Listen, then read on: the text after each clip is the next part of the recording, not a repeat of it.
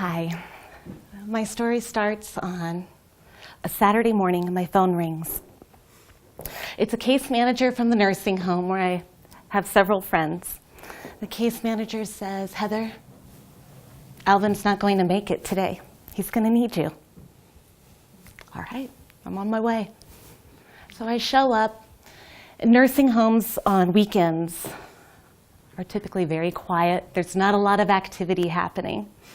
So I'm walking down the hallway to his room, and I can already see that his light is turned off completely. I get up to the door, and I peek in, and I notice that his roommate has been removed. Not just his being, but his bed and his dresser. All of it is gone, because he's not going to see his friend die. I take a step in, and in the back corner is my Alvin, on the floor, on his mattress. He had suffered many strokes, and so that's actually the safest place for him, was to be closer to the floor so he wouldn't fall. But it was heart-aching to see my friend lying by himself on the mattress, dying. Another step in the room, and I realize there's actually two people in the corner of the room chatting. Curious. They asked me what I'm doing, and they approached me. I'm like, "I'm here to be with my friend Alvin."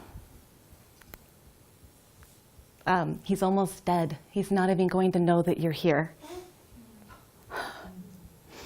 All right, well, I think I'm going to stay anyhow. I'm going to stay and be with him. And they left. That was fine. So I go and make myself comfortable on the bed next to him, kind of tidy up the room, put his favorite music of Ray Charles on, because that's what he would want. I took his hand and said, "I got you. I promise you, I will not leave. We are going to do this together." So I get comfy and I look down, and his heart is racing. It's moving faster and faster. He's not almost dead. It's racing faster and faster, and there's tears dripping down both sides of his face. He knows I'm there. So our hands were clasped together like this, and he makes a move, and he wraps our fingers together. After another moment, he taps me with one finger, so I mirror it back. And then he taps me with two, and I mirror it back. And we have this beautiful conversation between our fingers for the next 20 minutes. Then he holds on really tight, and he takes his last breath, and he goes.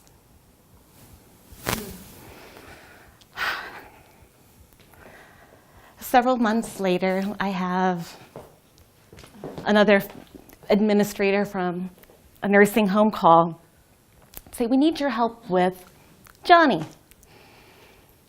Of course, all their names have been changed. Johnny needs some companionship. There doesn't seem to be any visitors. Like, all right, no problem. I'll show up. He has a little bit of dementia, but it's an early stage, so I never really quite know what story is true and what's not, but we just go with it. You know, whatever the story is, that's his truth, and that's my truth in the moment. So he's getting to the end of life a couple months later. And I asked one of the case managers if his story that he has 5 children in Denver true. She said, "Well, yeah, he has 5 kids." And I was like, "Oh, all right."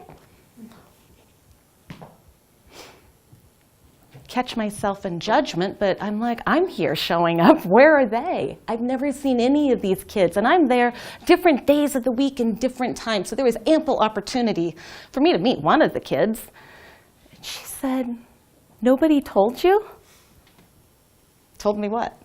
I'm here all the time. "Heather, your friend Johnny, he assaulted all 5 of his kids when they were children. That's why they're not here." Oh. Wow. Biggest lesson of judgment delivered and received. Oh. Whew, I won't do that again. Okay, all right. But I was able at that point, the beauty of it was that I didn't walk into it with this preconceived idea of who he was. I walked in just being his friend. And so I got to serve him. I got to be with him on his way out as he died, being his friend. That didn't change. One more story. A friend of mine, Tammy, a hospice volunteer, rock star. She gets called to a hospice center. She walks into the room with Miss Rosie. Miss Rosie's husband is sitting with her. They're in their 90s. And he says, "Oh, honey, I'm going to go home and make some dinner, change my clothes, take a shower, and I'll be right back. But this nice lady, Tammy, she's going to stay here with you and keep you company." She said, "Oh, okay, that's fine. Hello, Tammy." And they had this sweet little conversation. She's in and out of consciousness. She would dip out for 20 minutes and come back and tell a delightful tale, and more often than not, ask Tammy how she's doing. She slips out of consciousness and she comes back. Her face has completely changed. Her eyes are lit up. She's moving and saying that there are butterflies under her arms. She has never experienced this feeling in her life. And Tammy's like, "Oh my God, I get to witness this. Tell me more." And so she starts telling her more of this juicy story that she's experiencing. And then her nurse comes in right on time and says, "Miss Rosie, it's time for me to give you your pain medications." That's fine.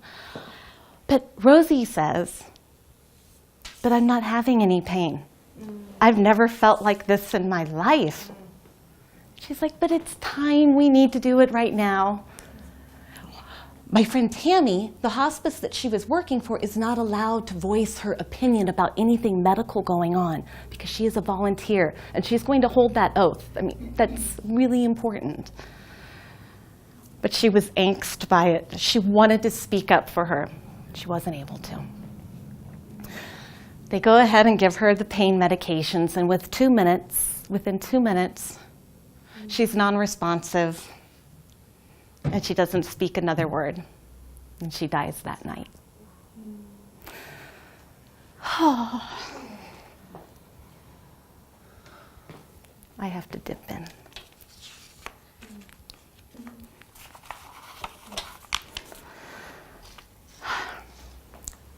I am a soul midwife, also called a death doula, or an angel of death if you're homeless.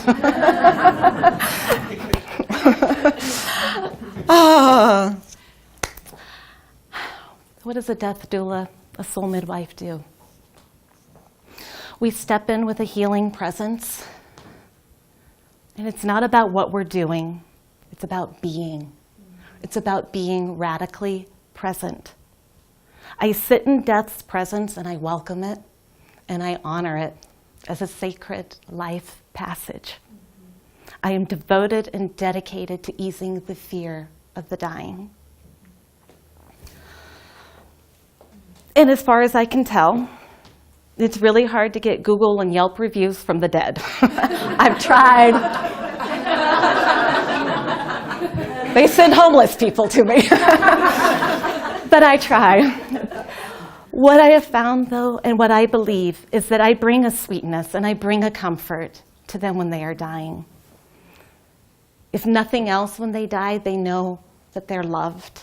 That is important. And it's a reciprocal thing because it comes back to me 10,000-fold. It's a shared sweetness. It's a shared wisdom. As we sit and experience in awe and wonder.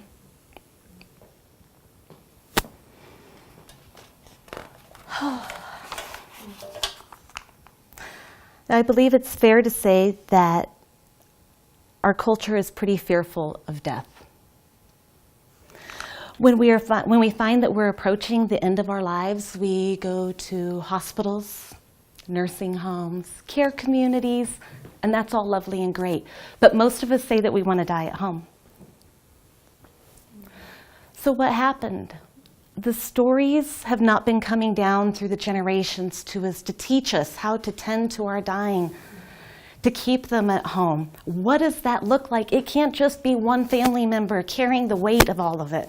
It takes a whole community, a whole team of the hospice nurses who are attending and taking care of their medications so they're not in pain, who are taking care of their wounds, the CNAs who are bathing them and shifting and moving them. It takes the heart of the family to be present and ask big, bold questions, and to be quiet and to listen.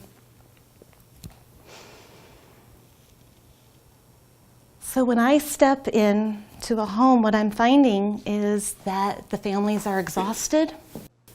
They're in grief. They don't know what to do. They're afraid of making a mistake. And then I hear the whisper,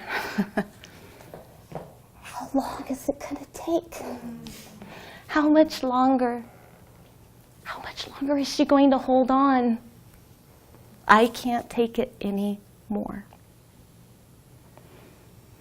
And then there's the others.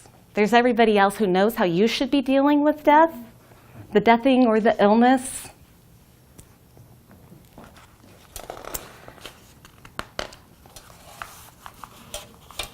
And I know what it feels like to be on that side of the judgment. Several years ago, my mom had cancer. She had kidney cancer. And I also had a terminal patient who was on her way out at the same time.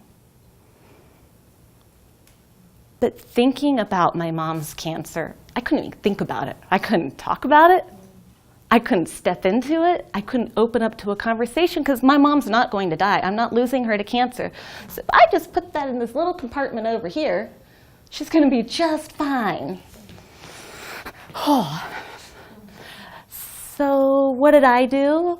I poured all of my love and all of my attention into my client because those are the waters that I know. And she died a great death. And through the whole thing, I was heartbroken because I knew where I should be. I knew where I wanted to be, but I didn't know how to do it, even though this is what I do. But this time it was my mom, and that's a whole different story. That's a whole different ballgame for me. I could feel the conversation swirling around me. Where is she? Where is Heather? Where is her daughter? Has she called today? Has she even brought her dinner yet? I could feel it, and I could feel it, and I couldn't rally to do anything different about it. I'm lucky to say, though, that my mom is a tough cookie. Anybody here who knows her knows that my mom is a tough cookie. She rallied, and she made it through. So I will have another opportunity to serve her and stand and be present and be an amazing daughter.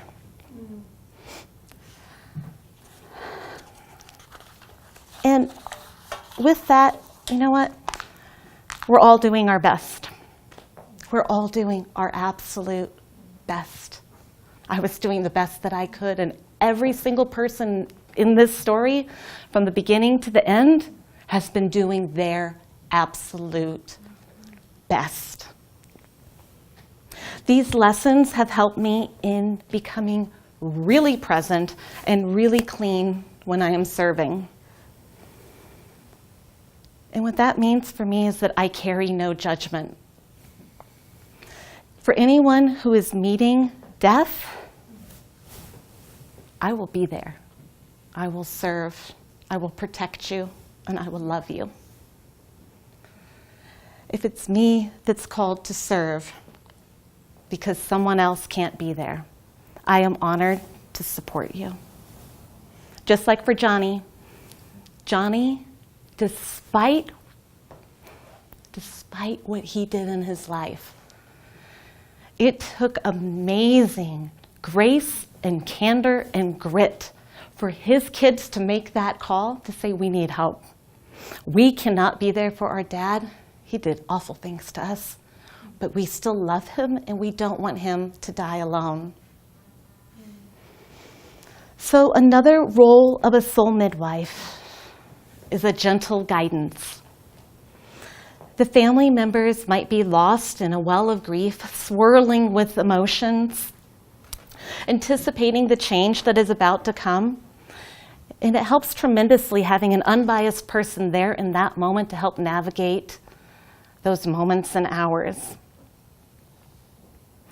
I work alongside hospice teams in private residences, hospitals, and nursing homes. I tell you what, they have so many patients to see. Do you really think they can spend an hour to 2 hours to 24 hours with one patient caring for them and listening? They can't do it. So when a soul midwife is able to show up, there's a tremendous amount of relief because they get to pass the torch on and know that their person is cared for. Death is not discriminating. We all know this. We're all going to die. We're going to lose our loved ones. Whatever the circumstances of that are, every single one of us deserves to die with dignity and in the presence of loving care and attention. When I'm sitting with a dying person, I have a little vision that helps keep me strong. I envision that I am a lighthouse, a big, strong lighthouse with that beam of light just circling and circling. As that storm is ripping up the ocean and that sky is erupting. No matter what storm comes to my dying person's shore, that light will shine and I will protect their sacred space. As I was finding the words for this talk and the courage for this talk, I found a picture of Alvin and I from about 15 years ago. Completely choked up and I couldn't stop crying. It's gonna get me again. But this time it wasn't out of sadness or grief. It was out of perspective and gratitude for the gift he gave me. Being able to serve him in those last hours, in those last moments, gave me a gift of knowing this presence and this intimacy, an intimacy that I never could have imagined. And so I was able to step out on this walk somewhere I never thought I would be. I was baking cookies and taking care of my kids. I wasn't going to work with death. That made no sense to me. But this is where the path has taken me. That intimacy and that presence is something that's available to all of us. When we meet a dying person where they are at, if we really, really listen, they allow us in as their vulnerable heart opens, and there is an extraordinary amount of wisdom and love that we can all connect with. Thank you.